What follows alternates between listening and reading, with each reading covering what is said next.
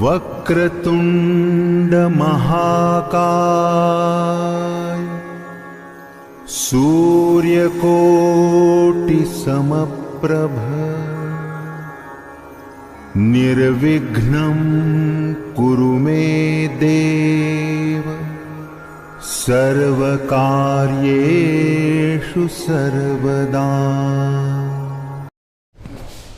Welcome to Baba GS research centre. पढ़ो ऐसे की पड़ोसी दंग हो जाए में दोस्तों आपका स्वागत है। दोस्तों आज क्या है, रेलवे प्रीवियस ग्रुप डी का जो क्वेश्चन पूछा हुआ है दोस्तों उसको पढ़ेंगे। इससे क्या होगा दोस्तों, आपका रेलवे एनटीपीसी मेंस और रेलवे ग्रुप डी का दोनों जीके होगा दोस्तों, दोनों कवर हो जाएगा। मात्र 10 क्वेश्चन हैं दोस्तों, मात्र आपका 15 मिनट लेंगे और 15 मिनट में क्या होगा दोस्तों, आपको कम से कम नहीं तो 40 क्वेश्चन आपको पढ़ा के जाएंगे दोस्तों। तो हमारे वीडियो पे बने रहिए, लाइक करिए, सब्सक्राइब करिए और शेयर जरूर करिए। समय न गवाते हुए चलते हैं प्रश्न की ओर। प्रश्न को चलते पहले क्या है दोस्तों, चलते हैं बाबा जीएस रिसर्च सेंटर के बैनर तले प्रश्न एक उत्तर अनेक में शॉर्ट सर्किट लेते हुए पूछे गए प्रश्न और पूछे जाएंगे प्रश्न, वही आपको चलने वाला है क्लास 17 में। अगर हमारा चैनल लाइक नहीं किया है, सब्सक्राइब नहीं किया है तो सब्सक्राइब जरूर करें दोस्तों, बेल आइकन पे जरूर क्लिक करें दोस्तों। तो इससे मोटिवेशन लाइन जो दोस्तों आज कहता है कि 4 कदम चलकर ही थक जाता है, 4 कदम चलकर ही थक जाता है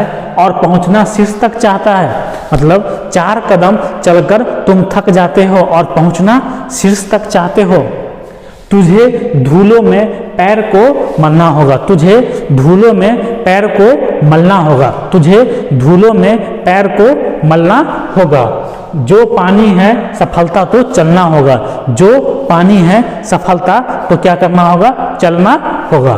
तो दोस्तों क्या कहते हैं कि अगर आपको सफलता लेना है तो थक जाने से काम नहीं चलने वाला है, बोर हो जाने से काम नहीं चलने वाला है दोस्तों। उसके लिए क्या करना पड़ेगा, आपको चलना पड़ेगा, दौड़ना भी पड़ेगा, कभी कभी डांस भी करना पड़ेगा, सब कुछ करना पड़ेगा दोस्तों, ठीक है। तो क्या है, तुझे धूल में पैरों को मलना होगा, जो पानी है सफलता तो चलना ही होगा, चलना ही होगा, पढ़ना होगा तो पढ़ना होगा, तीसरा कोई ऑप्शन नहीं है दोस्तों, ठीक है। समय न गवाते हुए चलते हैं फर्स्ट क्वेश्चन की ओर। फर्स्ट क्वेश्चन है दोस्तों कि बहुत अधिक तापमान होने से तारों का रंग कैसा दिखता है, आप लोग बताएंगे। बहुत अधिक तापमान होने से तारों का रंग कैसा दिखता है। तो दोस्तों देखेंगे, बहुत अधिक तापमान होने से तारों का रंग कैसा हो जाता है दोस्तों, ये आपका नीला हो जाता है। बहुत अधिक तापमान होने से तारों का रंग क्या हो जाता है दोस्तों, नीला हो जाता है। लेकिन क्या होता है दोस्तों इसमें जो होता है कि आपका 3 होता है। एक तो बहुत अधिक तापमान हो गया, तो बहुत अधिक तापमान पे कैसा आपको दिखेगा दोस्तों, नीला दिखेगा। लेकिन अगर दोस्तों तापमान कम रहे, अगर टेम्परेचर कम रहे दोस्तों तो आपको लाल दिखेगा। क्या दिखे दोस्तों, अगर आप बहुत तारों का जो टेम्परेचर बहुत हाई हो गया तो क्या दिखेगा, आपको नीला दिखेगा। अगर तापमान कम है तो क्या दिखेगा, लाल दिखेगा। लेकिन तापमान क्या है, हल्का सा ही अधिक है। अगर तापमान क्या है, हल्का सा ही अधिक है तो दोस्तों ये कैसा दिखेगा, आपको उजला दिखेगा। कैसा दिखेगा दोस्तों, उजला दिखेगा। कैसा दिखेगा, उजला दिखेगा। तो तापमान बहुत अधिक पर कैसा दिखेगा दोस्तों, नीला दिखेगा। तापमान कम हो जाएगा तो वो कैसा हो जाएगा दोस्तों, रेड हो जाएगा।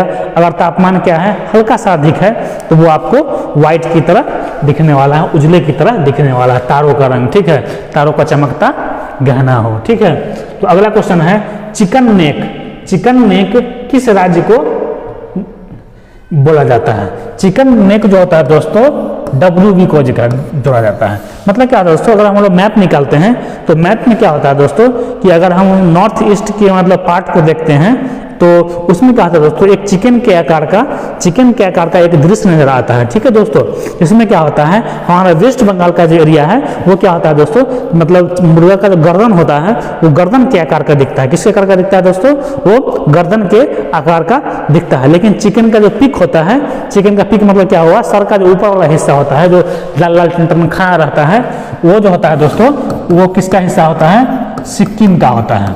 मतलब चिकन नेक कौन सा होता है दोस्तों, गर्दन वाला, गर्दन का एरिया जो बनता है। मतलब क्या होगा दोस्तों कि नॉर्थ ईस्ट के एरिया को हम लोग देखेंगे एक चिकन आकार का बनाता है, ठीक है। तो गर्दन का जो हिस्सा पड़ता है दोस्तों, वो गर्दन का हिस्सा किसका होता है, वेस्ट बंगाल का होता है। लेकिन क्या होता है दोस्तों, सर होता है, सर के ऊपर एकदम सिंहा इसमें खड़ा रहता है, लाल लाल जो होता है टिकी खड़ा रहता है, टिकी तो टिकी जो होता है दोस्तों वो किसका एरिया होता है, सिक्किम का एरिया पड़ता है। सिक्किम की राजधानी पता है गैंगटॉक है दोस्तों, सिक्किम की राजधानी गैंगटॉक ही है। और सिक्किम में क्या है, प्रथम जैविक खेती कर संपूर्ण जैविक खेती करने वाला राज्य सिक्किम ही है दोस्तों। ठीक है, दूसरा क्वेश्चन, तीसरा क्वेश्चन पर चलते हैं। भारतीय क्षेत्र में गौरी की प्रथम पराजय कब हुई? भारतीय क्षेत्र में गौरी की प्रथम पराजय कब हुई थी दोस्तों? 1178 में हुई थी। 1178 में हुई थी। ये कहाँ हुई थी? गुजरात का चालुक्य शासक था, गुजरात का चालुक्य शासक, उसका नाम था मूलराज द्वितीय।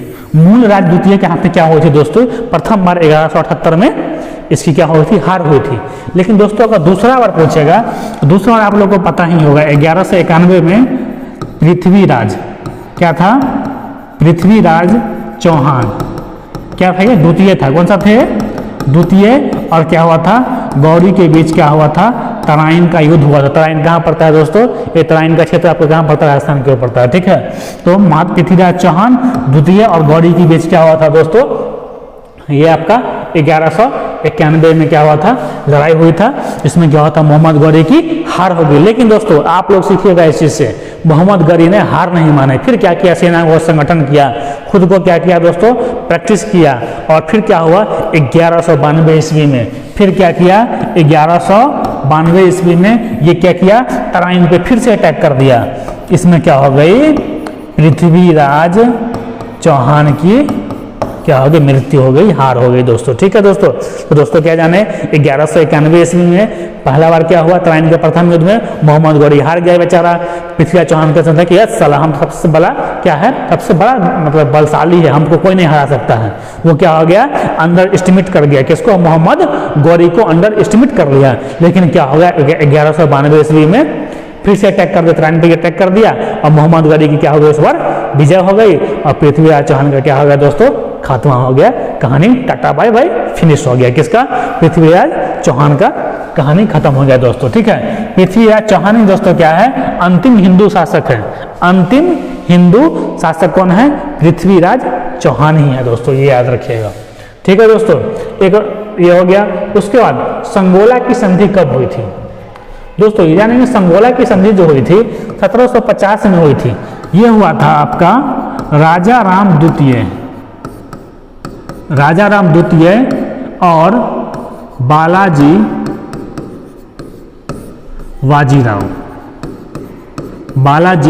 वाजीराव, जिसको हम क्या जानते हैं?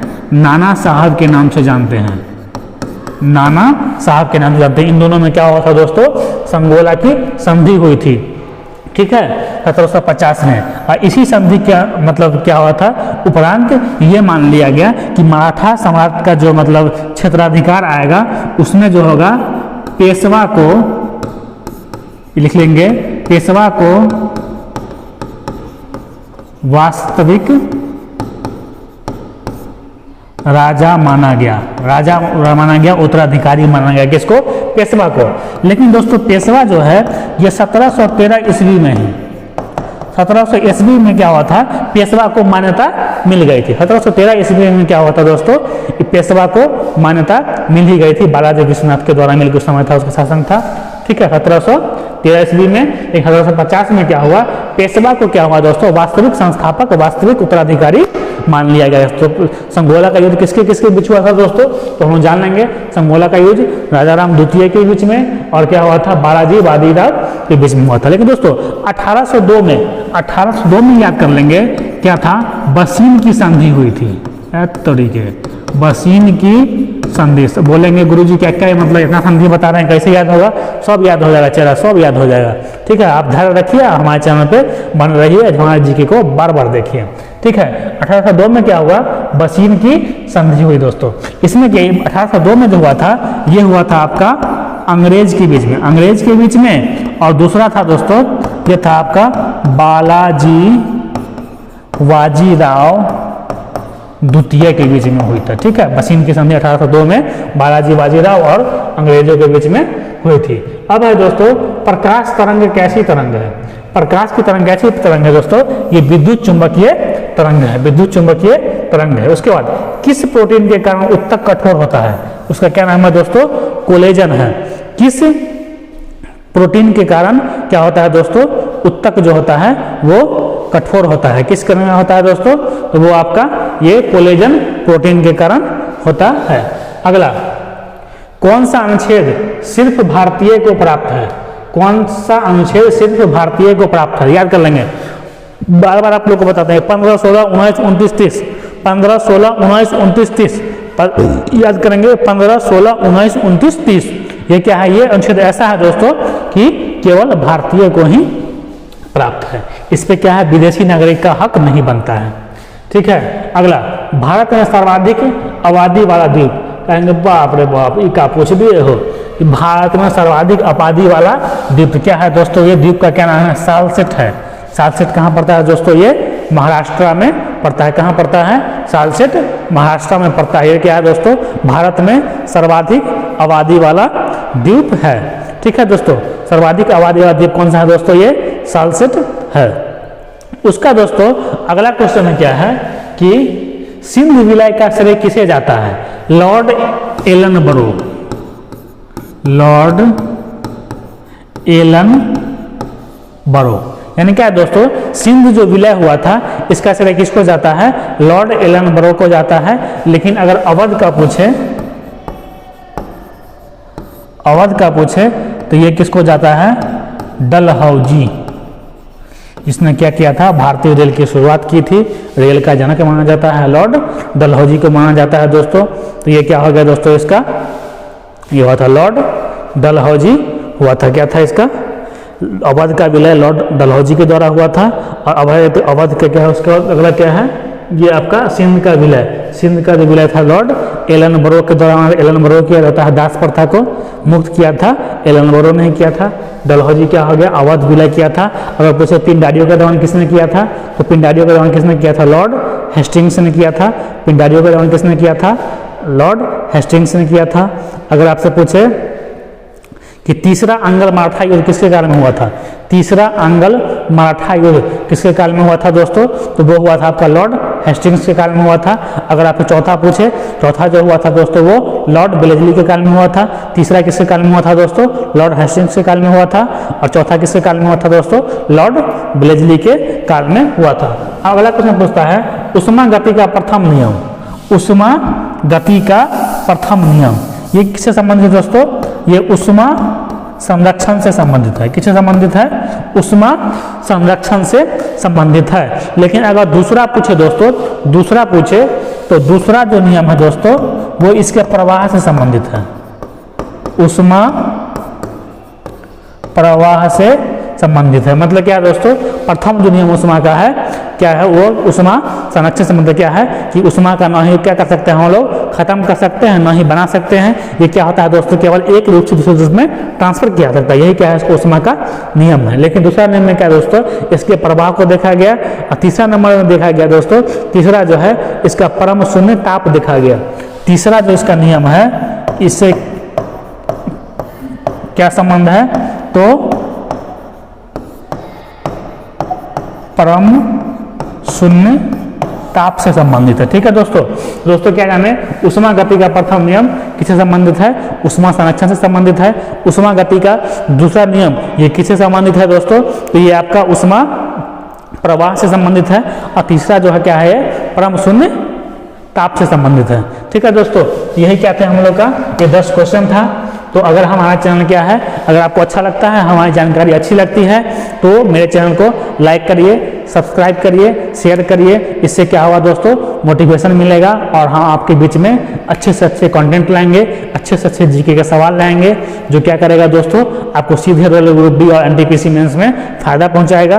तो हमारे चैनल पे बने रहिए, लाइक करिए, शेयर करिए और सब्सक्राइब जरूर करिए। धन्यवाद।